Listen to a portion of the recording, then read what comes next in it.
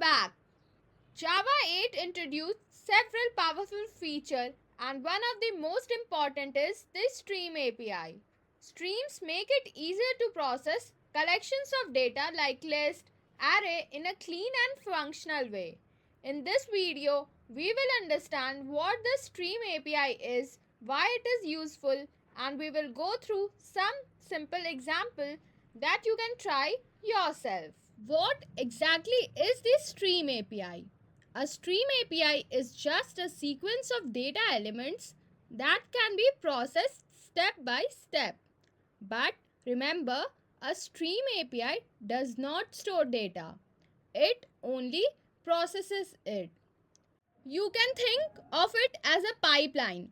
We have a source of data, then we apply some operations, and finally we get a result.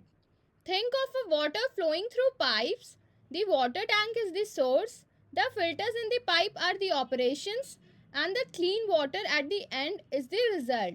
That's how a stream works with data.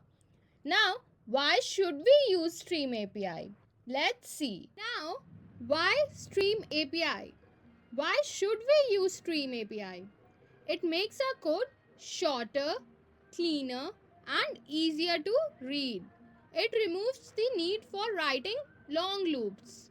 It supports functional programming using lambda expression and can even process data in parallel, which makes it faster in some cases. Now, let's look at a simple example. Suppose we have a list of names and we want to print only the names that starts with the letter S. Without streams, we would write a loop and check each statement. But with streams, it becomes much simpler. Now, let's see a code for it. Here I have directly pasted the code to avoid extra time. You can see two import statements, java.util_arrays and java.util.list.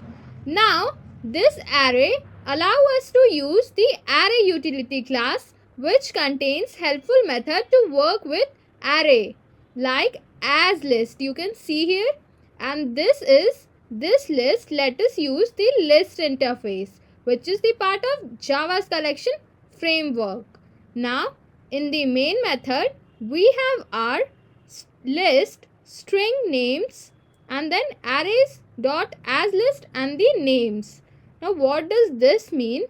Here we create a list of string called names. Now, arrays.asList converts the given array of name into the list.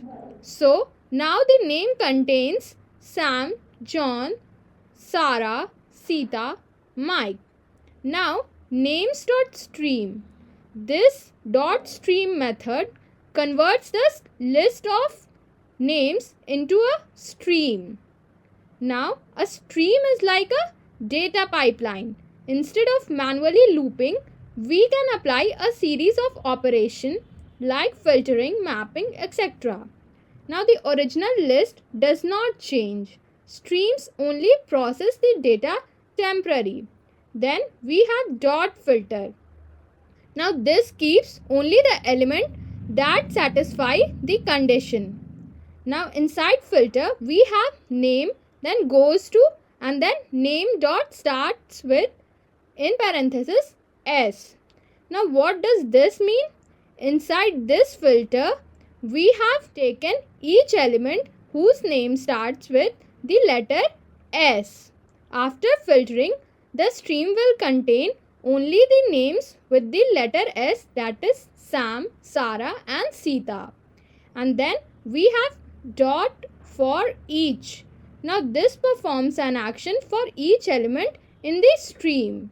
And then we have our print method, referencing, meaning that print each element to the console. So, each filter named will be printed on a new line. So, let's check how it's working. And you can see 3 names got printed on new line with letter S starting with letter S. Now the key takeaway is stream turns a collection into a stream. And then this filter method filters the data using a condition, keeps only matching element, the names starting with the letter S. And then this for each processes each remaining element. In this simple code shows how stream replace the for loop with a more declarative style. Instead of telling Java loop over the list, check if the name starts with S, then print it. We just describe give me a stream, filter by S, and then print it. This was how our stream worked. Now let's move forward. Okay, we have seen filtering in action, but streams can actually do much more than that. Imagine being able to filter, transform, sort, collect, or even count your data in just one or two lines of code. Sounds powerful, right? Let's look at some of the most common stream operations that make this possible. Now, some of the stream operations are filter to filter the data, map to transform data, sorted to sort the elements, and for each to perform an action on each element. Then collect to collect results into a list, set, or other structure, and count to count the elements. Now, in this video, we learned what Stream API is, why it is useful, and we saw the example of filtering. Practice these concepts with your own data, numbers, string, or even custom object, and you will quickly get comfortable with streams. So, stay tuned.